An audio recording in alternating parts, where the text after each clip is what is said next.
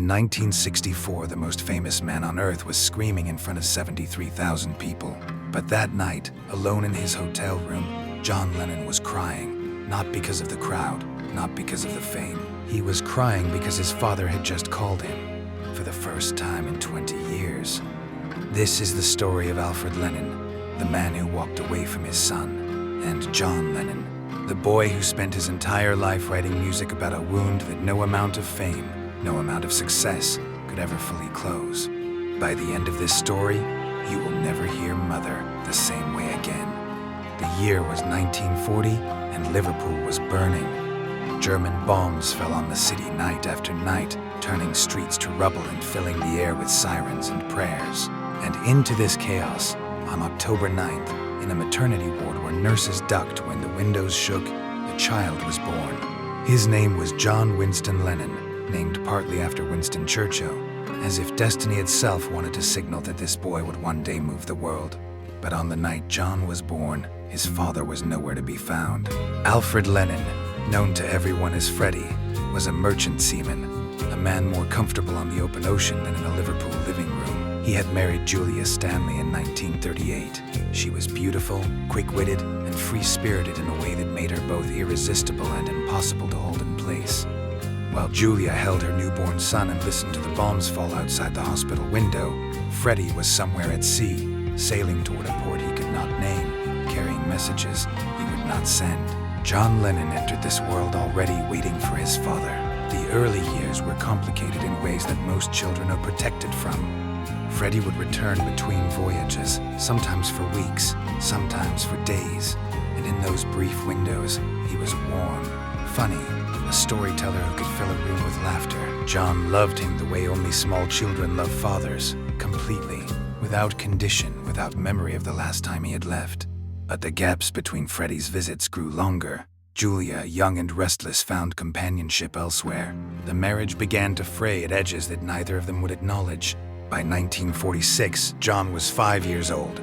Freddie had been largely absent. Julia was in a relationship with another man, and the question of what to do with little John hung over everything like smoke. That summer, Freddie did something that would alter the course of one of the most important lives of the 20th century. He took John to Blackpool without telling Julia. Some accounts call it a holiday, others call it something else.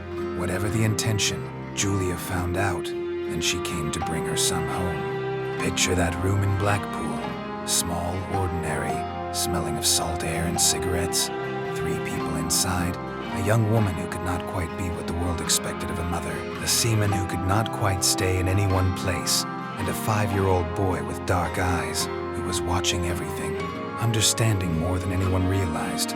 Freddie knelt down in front of his son, and he asked John to make a choice.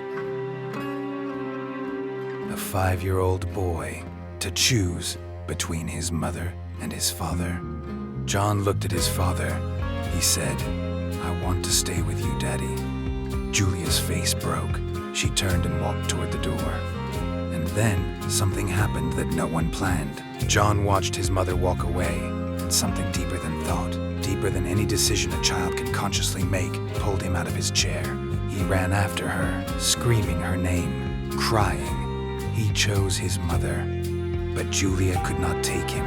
She was building a life with another man. The social expectations of post-war Britain, the judgments of her own family, her complicated living arrangements, all of it made keeping John impossible in ways she could never fully explain to him. John ended up with neither parent. He was sent to live with his Aunt Mimi, Julia's older, stricter sister, at a house called Mendip's in Woolton. Mimi loved John fiercely, but love, in Mimi's vocabulary, looked like discipline and high standards, not the soft warmth that answers the question a child is always asking, "Am I wanted?" It was not the love of a mother. It was not the adventurous love of a father. It was something solid and real, but it left John with a space inside him that he would spend the rest of his life trying to fill. Freddie walked away from that flat in Blackpool. He did not write. He did not call. He did not send a birthday card, a Christmas card, a postcard from the port of any city he visited.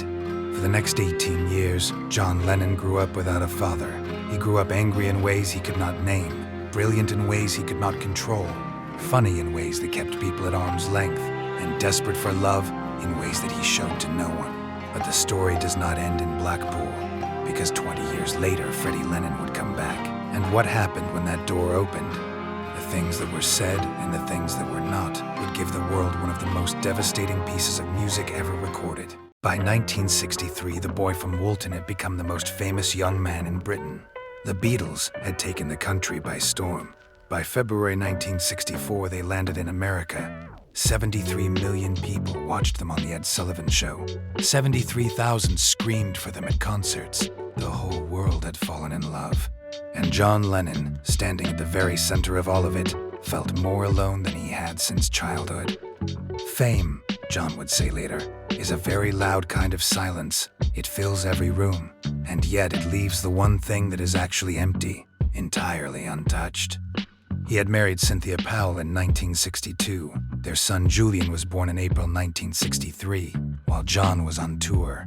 John did not make it to the hospital. When he finally held his newborn son, he felt something he did not know how to name. A love so large it frightened him, and underneath it, the memory of a small boy in Blackpool who had run after someone and still ended up alone. Being a father was forcing John to feel things about his own father that he had buried under years of jokes and guitar riffs and the noise of being beloved by strangers. And then, in 1964, a letter arrived. It was from Freddie Lennon. The man who had not written, not called, not acknowledged his son's existence in nearly 2 decades, had finally found a pen. The moment his son's face was on every magazine in England. The timing was not subtle. John agreed to meet him. This surprised people who knew him. John was not known for forgiveness. He was known for sharp edges and the ability to make a joke so cutting it drew blood while everyone was still laughing. Freddie was charming, everyone said so. Warm, funny, a storyteller. Looking at him, you could see exactly where certain things in John had come from. The quick wit, the restless energy, the way of filling a room. But charm, to John Lennon in that room, felt like a knife with a beautiful handle. Freddie did not lead with an apology. He led with stories, adventures, places he had been. He seemed genuinely delighted to be sitting across from this famous son of his. John sat across from him and felt something he would spend years trying to describe. It was not hatred. It was the grief of meeting a stranger who should have been the most familiar person in your world. Over the following months, Freddie inserted himself into John's life with increasing boldness. He gave newspaper interviews about his famous son. In 1965, he released a novelty record that attempted without shame to capitalize on Beatlemania. John was furious. To him, it felt like the second abandonment. The first time Freddie had taken everything by leaving. Now he was trying to take something by staying. John cut off contact. He stopped returning calls. He told the people around him that his father was a stranger who had chosen a very inconvenient time to stop being one. But the story does not end there, because in 1970, John Lennon walked into a recording studio and let everything out. What he created in those sessions is still almost impossible to listen to, even 50 years later. In the months before recording his first solo album, John Lennon underwent intensive primal scream therapy with Dr. Arthur Janov in California. Janov's method was simple and devastating. Go back to the earliest pain. Feel it fully. Do not perform it. Do not turn it into something useful. Just feel it. For John, it opened a door that had been shut since 1946. Behind it was a 5-year-old boy who had run after his mother down a street in Blackpool and ended up in neither pair of arms that mattered. In October 1970, John entered Ascot Sound Studios. He was 30 years old. He was one of the most celebrated artists on the planet. He had more money than he could spend, more recognition than any human being should reasonably have to carry, and he recorded a song called Mother. The song begins with a slow, tolling church bell, 4 strikes, heavy as lead, and then John's voice enters, quiet at first, almost conversational. He sings about his mother leaving him, about his father not coming home, about the child he was, and the man he became, and the unbridgeable distance between those two things. And at the very end, after the music has stripped away everything that could be called performance, John Lennon begins to scream, not singing, screaming, over and over, "Mama, don't go. Daddy, come home." The studio musicians reportedly did not speak for a long time after the take ended.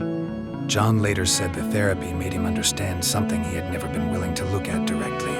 His entire adult life had been an attempt to make two people come back to him, two people who were gone, and that no crowd, no applause, no #1 record would ever be enough. Julia had been killed in 1958, struck by a car on a road near Mimi's house. John was 17. He had just been beginning to rebuild a relationship with her, spending afternoons at her house, discovering that his mother was funny and musical in ways he recognized in himself.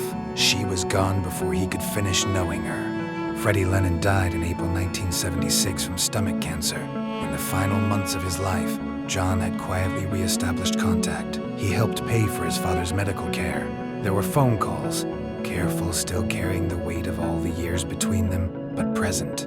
John told people close to him that he had forgiven his father, not because Freddie had earned it, but because John was tired of carrying something so heavy into every room he entered. On December 8, 1980, John Lennon was shot 5 times outside his home at the Dakota Building in New York City. He was 40 years old. He never grew old. He never watched Sean become a man. He never fully resolved what had started in that flat in Blackpool in the summer of 1946. But he left something behind that no one can take away. Dozens of songs that carry the fingerprints of that 5-year-old boy. Songs about love so desperate it frightens you. Songs about peace so urgent they feel like a confession. Songs about imagining a world where no one has to choose between the people they love. The father left, the son never forgot, and the wound between them became music that will outlast both of them by centuries. If this story moved you, subscribe, because every day we go deeper, past the icon, past the headlines, and we find the human being who was there all along.